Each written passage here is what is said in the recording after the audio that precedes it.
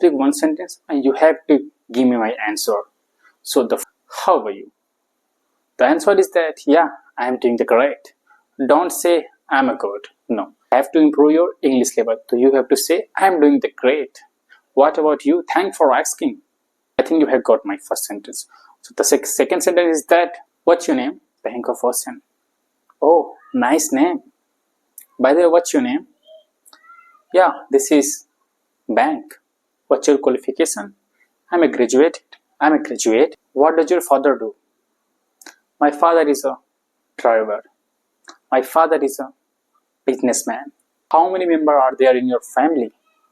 There are 5 members in my family. You have to give answer like very brightly and very calmly. How many brother and sister do you have? Tell me in the comment. So I have 1 brother and 1 sister. What's your hobbies?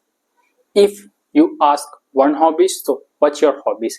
But if you want to ask like more hobbies, so what are your hobbies? I think you have got. Which is your native place?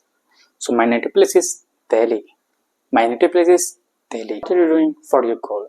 I do the practice so much for improving myself and I want to speak fluently. What is the aim your life?